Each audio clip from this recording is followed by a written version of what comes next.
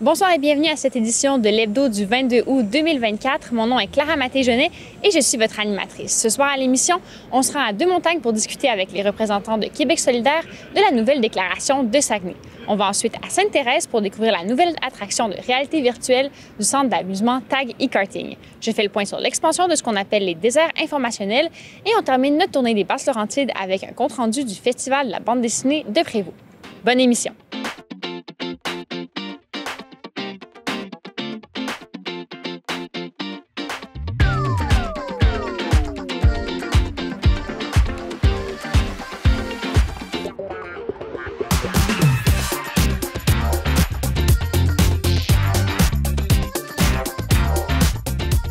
Au tout début de l'été, les délégués du Parti Québec solidaire se sont réunis lors de leur conseil national à Jonquière.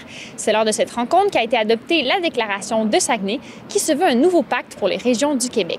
Pour discuter plus en détail des tenants et des aboutissants de cette déclaration, je me suis rendue à Deux-Montagnes pour discuter avec Olivier Côté, porte-parole masculin du regroupement de la région, et Julie Desjardins, coordonnatrice interne.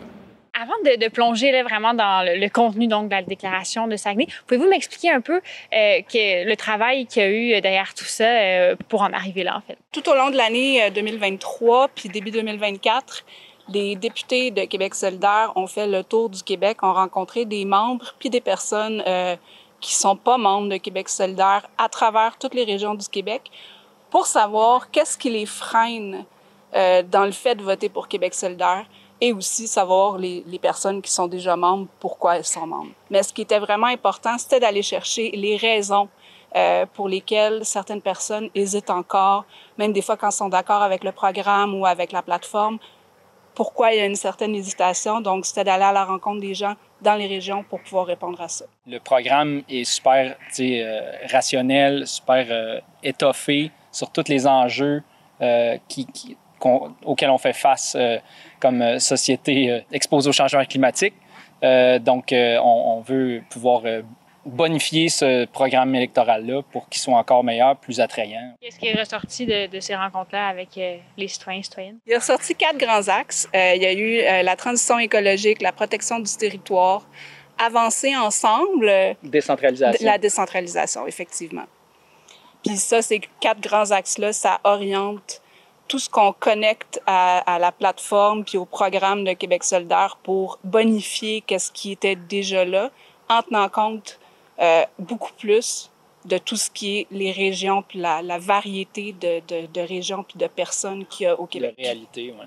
Oui, la réalité. C'est ça, pour donner des faits saillants ou plus concrets, quand on parle de protection du territoire, ça touche à beaucoup d'aspects, autant l'urbanisme, la gestion du transport. Donc, c'est un point super important qui touche évidemment à la transition écologique, mais aussi la protection du territoire agricole, le support des agriculteurs avec une réforme du support financier. La transition écologique, on a parlé du transport, donc c'est avoir une idée globale plutôt éviter d'avoir des initiatives à droite, à gauche, fait que ça soit nord-sud ou est-ouest, qu'on ait vraiment des trajets efficaces qui nous permettent d'offrir des alternatives à l'auto-solo ou des alternatives qui soient réalistes. Puis ça, c'était un autre aspect, c'est éviter de mettre la faute sur les gens. L'individu, c'est pas... Il fait ce qu'il peut avec ce qu'il a. C'est au gouvernement à coordonner les alternatives. Puis à punir les gros pollueurs. Les entreprises qui déversent des déchets toxiques dans nos lacs, dans nos rivières, puis qui font ça sans jamais se faire punir par qui que ce soit, alors qu'on a des niveaux acceptables, mais que c'est pas respecté, puis il y a personne qui reçoit quoi que ce soit comme amende. Il faut non seulement que le gouvernement ait une idée d'ensemble, mais aussi après, il faut faire confiance aux communautés. Les municipalités se connaissent, ils savent c'est quoi leur territoire, ils savent c'est quoi les besoins de leur population, fait que c'est là qu'on vient dans la décentralisation après, de dire voici l'idée globale, puis maintenant, qu'est-ce que Deux-Montagnes a besoin, qu'est-ce que Mirabel a besoin, puis comment Mirabel décide de jouer dans ce terrain de jeu-là pour mieux servir ses citoyennes. Parce que les régions, les organismes locaux, il manque pas d'idées, il manque de moyens, il manque de pouvoir, il manque de financement pour réaliser tous les projets. L'idée derrière tout ça, c'est que le financement devrait s'adapter à la réalité du terrain et non le contraire. Ouais. Donc, ce sont toutes des choses qu'on retrouve là, au cœur de la déclaration. Ouais. Dans le fond, la déclaration, c'est une mission. C'est la façon qu'on va aborder la suite des choses pour bien inclure les régions dans toutes les propositions de Québec solidaire qu'il va y avoir dans la prochaine plateforme électorale, mais aussi à partir du moment où il y a un gouvernement solidaire, c'est comme ça qu'on va diriger les efforts. C'est basé sur qu'est-ce qui était déjà dans le programme avec la bonification de la déclaration de Saguenay qui vient s'ajouter à ça pour être certain que tout le monde se sent écouté et impliqué dans ce projet-là. Donc, donc ce qu'on retrouve là, dans la déclaration de Saguenay s'applique à notre région ici dans les Basses-Laurentides? Olivier en a parlé beaucoup des agriculteurs. Les agriculteurs qu'on a rencontrés, c'est ceux de la région. Il y a beaucoup d'agriculteurs des Laurentides, de l'Outaouais, Basses-Laurentides, qui souffrent. Il y a de la grosse détresse psychologique, puis ces gens-là ont besoin d'aide. La déclaration de Saguenay vient mettre un peu comme un pion là-dedans pour dire voici comment on va avancer là-dedans, basé sur qu'est-ce que les gens nous ont dit qu'il y avait de besoin. On a besoin d'un transport collectif qui est structurant. Pas tout le monde a besoin de partir de Deux-Montagnes pour aller à Montréal. Il y a des gens qui veulent aller à Terrebonne. Puis là, en ce moment, c'est pas quelque chose qui est facilement accessible. Donc, il faut avoir du intermunicipalité dans les mêmes régions, puis après interrégion. Un autre des piliers de la déclaration de Saguenay, c'est d'avancer ensemble. Il y a beaucoup de gens en ce moment qui veulent qu'on blâme l'immigration sur tous les problèmes. Tous les problèmes qu'on a, ça serait la faute de l'immigration, alors qu'on le sait très bien dans des régions comme ici, que nos agriculteurs ont besoin de travailleurs de l'extérieur. Puis ça, historiquement, le Québec s'est bâti avec les travailleurs étrangers, avec les travailleurs, réfugiés, les travailleuses de la santé. Il y a beaucoup de gens issus de l'immigration. Puis Québec solidaire, on veut pas nous diviser. L'idée, c'est vraiment d'unir, c'est de travailler ensemble, c'est d'être content, fier, heureux de cet interculturalisme-là qui existe, puis maximiser, dans le fond, pour tout le monde, ses effets. Exact.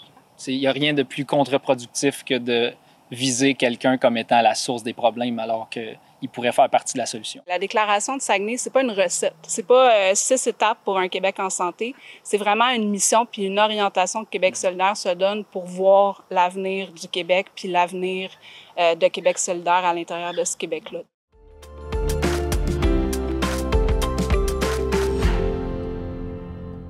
Quoi de neuf dans les Basses-Laurentides? ADM Aéroport de Montréal a annoncé la création du tout premier projet de transport collectif à YMX Aérocité Internationale de Mirabel.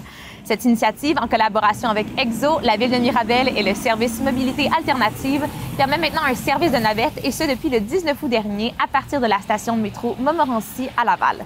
Ce service gratuit, réservé aux plus de 8000 employés et aux visiteurs de YMX, est en fonction à plusieurs arrêts du site aéroportuaire de Mirabel, et ce, du lundi au vendredi. Le trajet est d'une durée d'environ 35 minutes aux heures de pointe. Le service comprend 14 autobus, dont 7 le matin et 7 le soir, qui passeront aux 30 minutes de 6h à 7h40, à 10h55 et de 15h à 17h30. La mise en place de ce mode de transport durable permet de répondre aux besoins de la population et de la communauté et de faciliter l'accessibilité au site. Le service de transport La Navette est de retour pour la rentrée scolaire à Saint-Jérôme. 2 autobus sont en service depuis le 19 août pour permettre aux étudiants du Cégep de Saint-Jérôme et du campus jérômien de l'Université du Québec en Outaouais et aux travailleurs de se rendre facilement et gratuitement au centre-ville de Saint-Jérôme. Le trajet débute à l'aréna régionale de la Rivière-du-Nord, puis s'arrête aux 2 institutions scolaires avant de retourner au point de départ.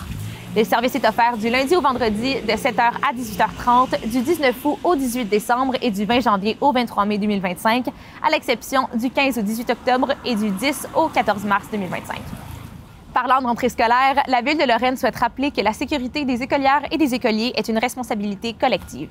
Elle s'est donc associée à la Régie intermunicipale de police Thérèse de Blainville pour faire de la sécurité autour des écoles une priorité et sensibiliser par le fait même les automobilistes. Cette sensibilisation veut rappeler, entre autres, l'importance de s'arrêter complètement lorsqu'un autobus scolaire présente son signal d'arrêt, de respecter la limite de vitesse, de céder la priorité aux piétons et de respecter les débarcadères. La présence policière sera augmentée dans les prochains jours pour faire respecter ces règlements. La Ville de Lorraine a aussi réalisé du marquage au sol et installé des panneaux signalant le début et la fin des classes pour augmenter la sécurité dans les zones scolaires. C'était aussi la rentrée pour plus de 5000 étudiantes et étudiants du Cégep de Saint-Jérôme ce lundi 19 août. Près de 1900 nouveaux étudiants ont été admis à Saint-Jérôme, 110 à Mont-Laurier et 160 à Mont-Tremblant, ce qui marque une augmentation du nombre d'étudiants annuels. Pour répondre à cette croissance soutenue et aux besoins de sa communauté, le collège poursuit son projet d'agrandissement. De plus, cette année, le Cégep accueille sa toute première cohorte en technique d'inhalothérapie. Pour célébrer cette nouvelle année, un dîner d'accueil festif réunira la communauté du Cégep de Saint-Jérôme le mercredi 28 août prochain. Lors de cet événement, la Foire du Socio mettra en avant les nombreux clubs et comités de la vie étudiante. En plus des festivités, des visites guidées, une brigade d'information, le salon des services et une conférence sur la transition secondaire collégiale seront organisés pour assurer un accueil chaleureux et soutenir les nouvelles cohortes dans leur intégration.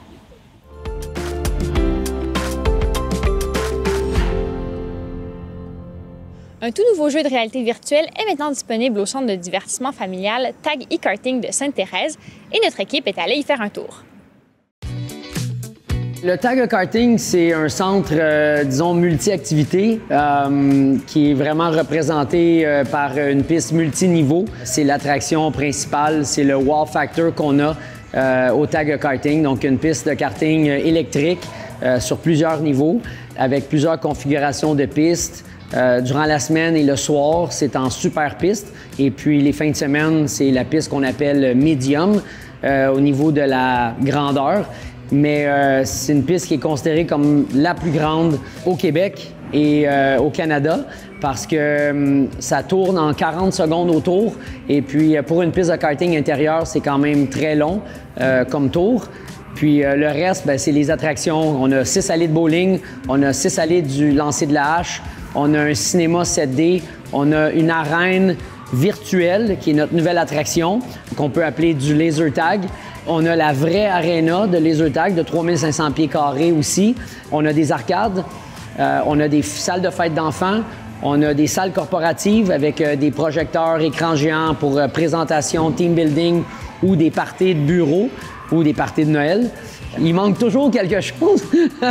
On est tout le temps en train de vouloir développer, peut-être amener d'autres attractions, mais c'est un centre rempli d'activités pour la famille et puis pour les gens de bureau. Tu peux pas t'ennuyer quand tu es au Tag e-Karting. Puis la chose la plus importante, c'est qu'on a un bar, un resto-bar. Donc les gens qui ont faim, les gens qui veulent juste relaxer ou après leurs activités, avant les activités, les sorties en famille. Donc un resto-bar pour pouvoir aussi voir les activités sportives. Durant l'hiver, c'est le hockey. Durant l'été, c'est la Formule 1, le soccer, ainsi de suite.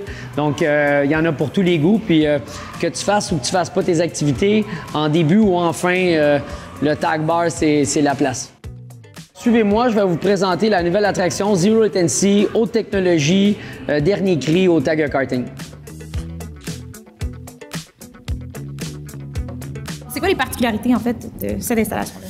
Bien, premièrement, c'est la plus grosse arena de VR. Donc, la réalité virtuelle, c'est un élément assez particulier. Pour être capable d'avoir l'effet le plus immersif possible, il faut que le système de repérage soit vraiment haute technologie. Puis, dans l'aréna, les joueurs vont se déplacer, vont tirer sur des objectifs, vont avoir une espèce de fusil qui est quand même assez haut de gamme. Tu as le shotgun, tu as la mitraillette, tu peux changer de vue ici. Et puis, les joueurs peuvent communiquer entre eux avec l'espèce de casque que tu as sur la tête. Donc, on a vraiment l'impression d'être dans une vraie guerre, là, si je peux m'exprimer ainsi. Et le côté visuel, tu sais, quand tu es dans un jeu comme ça, l'image, la qualité du jeu à l'intérieur, de ce que tu vois au niveau des objets, je veux pas dire vraiment tout ce qui est dans les films, là, mais les voitures qui se déplacent, t'es sur un chairlift, pour donner l'impression vraiment de réel puis que le joueur se perde dans le jeu, il faut que ça soit vraiment haute qualité. Puis c'est ce que ce jeu-là a. Donc en ce moment, on n'a que des wow, des commentaires « Oh my God, on le refait-tu? » Ce genre de commentaires-là quand les joueurs quittent l'arène. Puis chez Tag e-Karting, on aime ça toujours pousser l'avant-garde au niveau des activités. Puis celle-là, c'est notre dernière, puis c'est le dernier cri.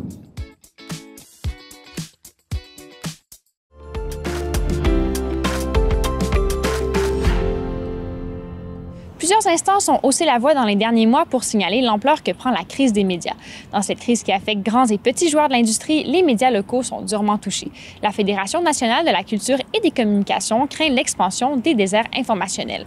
Qu'est-ce que c'est exactement un désert informationnel? C'est une zone qui n'est desservie par aucun média local. Selon Annick Charette, présidente de la FNCC, cette disparition pourrait même être dangereuse pour la démocratie. C'est très important, les hebdos régionaux dans les communautés, dans beaucoup de communautés, parce que ça traite des choses que les autres médias ne traitent pas, à savoir tout ce qui est la vie communautaire, tout ce qui est, mettons, sport local, le développement économique local, l'ouverture d'un magasin, l'ouverture d'une usine, etc. On parle de la vie communautaire, on parle de la vie culturelle, locale, etc., qui ne sont pas du tout traités dans aucun autre média. Puis ça vaut aussi pour la radio et ça vaut pour la télévision locale. Pour moi, les médias locaux, c'est un ciment de communauté. C'est une communauté qui se reflète à elle-même. Selon un dénombrement conduit par la FNCC, près de 40 des journaux locaux ont disparu en 2010 et 2023, ce qui signifie que plus de 2 millions de Québécois n'ont plus accès à de l'information écrite sur leur région ou leur MRC. De son côté, l'Association canadienne des usagers et stations de la télévision communautaire, connue sous le nom de Cactus, s'est prononcée sur le dernier projet de loi C11 du gouvernement canadien. Une fois passée, cette loi exigerait des contributions de base des services de diffusion en continu en ligne au système canadien de radiodiffusion. Mais dans sa mouture actuelle, le projet de loi exclut les télévisions communautaires comme bénéficiaires de ces redevances.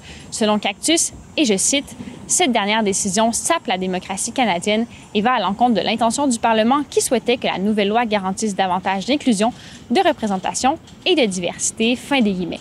Le nombre de télévisions communautaires au Canada est passé de 300 dans les années 1980 à moins d'une centaine aujourd'hui. De son côté, le blocage des médias canadiens par Meta continue de suivre son cours. Ici même, à TVBL, nos pages Facebook et Instagram ont été bloquées des suites de cette mésentente entre le gouvernement fédéral et le géant du Web. Pour plusieurs, les différents paliers de gouvernement ont bien sûr leur rôle à jouer pour aider les médias locaux, mais selon Mme Charette, une grande responsabilité pèse aussi sur les citoyens et citoyennes. On peut l'écouter. C'est ta responsabilité parce que toi aussi, tu as changé ton comportement public. Toi aussi, tu es devenu un adepte des médias sociaux. Toi aussi, tu fais pas la distinction entre ce que tu lis et de l'information vérifiée. Toi aussi, tu dois être informé de ça. Et toi, c'est ta responsabilité aussi de réfléchir à ce que tu veux comme société démocratique et à ce que tu veux comme société. Est-ce que tu veux être informé puis de la bonne façon? Tu as une prise de position à faire là-dedans. Pour ne rien manquer des actualités locales, je vous invite donc à consulter notre site internet tvbl.ca pour écouter nos émissions et à vous abonner à nos comptes YouTube, TikTok et LinkedIn si vous utilisez ces réseaux.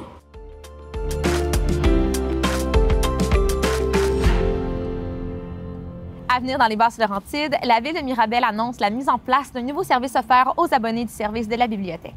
Dès le 1er septembre prochain, et ce, jusqu'au 31 août 2025, ils pourront emprunter la carte intitulée « À Mirabel, on aime la culture » qui leur donnera accès à plusieurs musées pendant un mois, et ce, gratuitement. Le Musée d'art contemporain, l'Écomusée et le Musée de l'Holocauste à Montréal et le Musée Armand Frappier à Laval seront accessibles grâce à cette initiative. C'est une première dans les Laurentides. Chaque mois, il y aura 6 cartes disponibles pour le prêt, permettant d'accéder une fois par mois, seul ou en famille, aux musées sélectionnés. Grâce à ce projet, le service de la bibliothèque souhaite promouvoir le patrimoine culturel et les connaissances scientifiques aux adultes et aux jeunes mirabellois.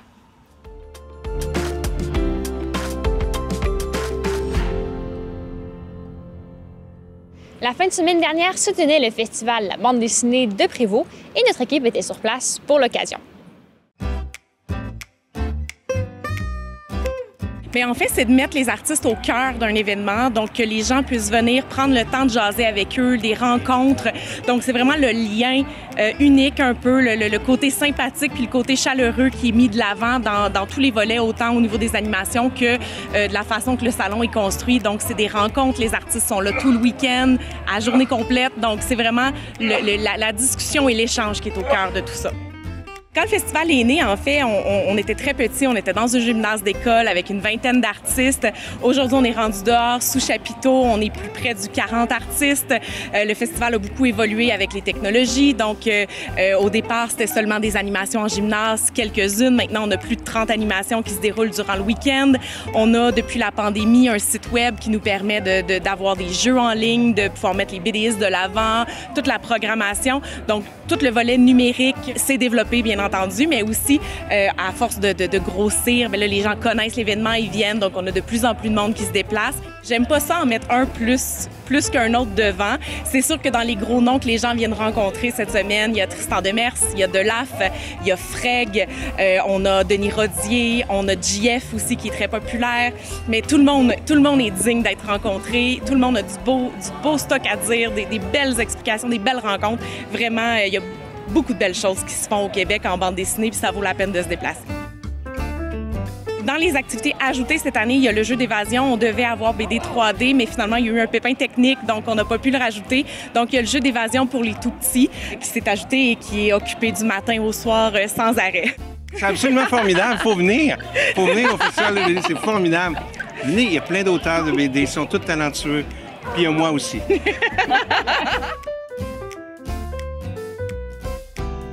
Des livres, j'en ai publié plus de 80, près de 90 livres en 41 ans de carrière. Fait que j'ai pas tout avec moi, mais ici, j'ai différentes séries. Gargouille qui roule depuis 83. Hein. J'en suis à ma 2e génération de lecteurs. Les Houpelailles, ma petite série avec Dr Nadia Gagné, qui nous permet, par la BD, d'aller chercher des outils en lien avec les émotions qu'on vit à tous les jours grâce à Ipsy, l'hippocampe magique. Il nous donne des stratégies pour que ça puisse aller mieux dans notre tête et dans notre cœur. Ça, c'est bien.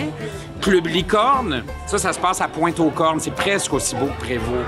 Puis j'ai les mini-maniaques, des bébés qui habitent dans une garderie abandonnée, pas d'éducateurs, et puis ils ont de grosses couches, ils ont pris le contrôle, ils font ce qu'ils veulent.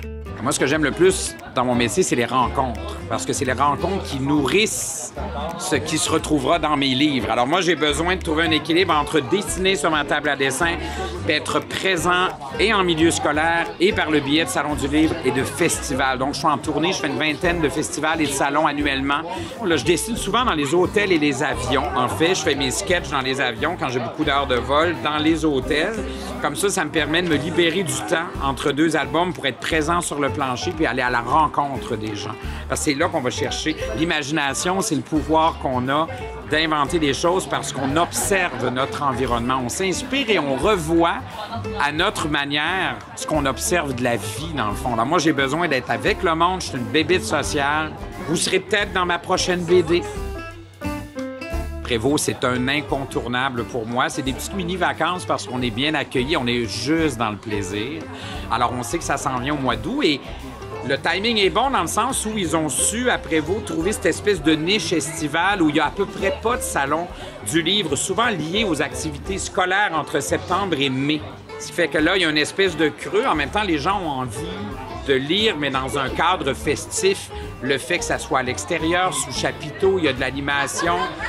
Et puis là, plus ça va, plus il y a des gens de l'extérieur de Prévost qui viennent faire un tour. Donc, le bouche à oreille s'est installé. Puis bien, nous, on a toujours hâte, évidemment. C'est bloqué. Il n'y a pas de danger que je sois ailleurs qu'à Prévost quand c'est le week-end du festival. Je n'irai pas faire du camping pour vous oublier. Je serai là. En fait, c'est un endroit qui vient démocratiser la BD aussi parce que des gens qui passent, souvent, on vient parents-enfants ou grands-parents, c'est intergénérationnel, ou même des gens, des curieux qui se sont dit « je vais aller voir, mais moi, je connais pas tant la BD ». Et là, on découvre toute la panoplie de bandes dessinées. Hein, il y a le roman graphique, de la BD à caractère historique, on peut parler de politique, de relations de couple, on peut s'adresser aux tout-petits, aux adultes. Donc, ça permet aux gens de dire « OK, moi, je redécouvre ou je découvre le 9e art par le biais de ces rencontres-là pour comprendre aussi quel est le processus créatif que derrière un album. Alors, je trouve que c'est un moment privilégié entre le lecteur et son auteur favori ou celui qui va découvrir. L'idée, c'est d'arriver ici et des fois de dire « Hey, j'ai eu un coup de cœur, je pensais même pas lire une BD sur tel sujet, mais j'ai envie de m'y plonger. » Alors, c'est ça l'objectif aussi, je pense, de créer C'est un lien social, un festival comme celui-ci. Je trouve que ça permet aux gens de se retrouver. Il y en a qui viennent... Il y a beaucoup de gens qui viennent les 2 journées. Ah oui, que je revois, puis ils étaient là hier, puis ils reviennent un peu. Puis même quand ils ont un certain âge, les parents les lâchent lousse un peu. Ils viennent se promener, ils se prennent du popcorn, ils ont un peu d'argent de poche, ils viennent entre amis, ils ont 12-13 ans, c'est vraiment cool. Moi, je suis toujours beaucoup à ma table, mais j'ai remarqué et j'entends à quel point les animations se succèdent. Alors, il y a toujours de l'animation. On veut faire en sorte que la BD soit un art vivant aussi. Alors oui, la BD dans le livre, elle est là par le biais des conversations qu'on peut avoir avec les auteurs qu'on rencontre, mais il y a toujours de l'animation. Fait que c'est un art de performance aussi, puis ça, on l'oublie. Donc, sur scène, il y a toujours un match d'impro, BD, de combat, de dessin, de démonstration de quelque chose. Alors, on en profite pour absorber tout ça, pour aller chercher des trucs. Alors, si vous dessinez à la maison, venez nous voir, ça vous donne plein de trucs pour améliorer votre coup de crayon et pour trouver des idées plus facilement. Bien, on espère continuer à pouvoir faire ça dehors. On espère rester aussi dans le temps parce qu'on s'entend que c'est un événement qui est municipal, donc c'est les fonds publics. Donc, on espère pouvoir continuer de faire rayonner la bande dessinée, faire rayonner le 9e art au Québec parce que ce n'est pas que pour les enfants, la bande dessinée, c'est vraiment pour tout le monde. Puis il y a de magnifiques choses qui se font au Québec et ça vaut la peine d'être découvert. Donc, on espère pouvoir faire rayonner puis que tout le monde connaisse l'événement puis qu'ils viennent se déplacer puis tout le monde adhère à la bande dessinée.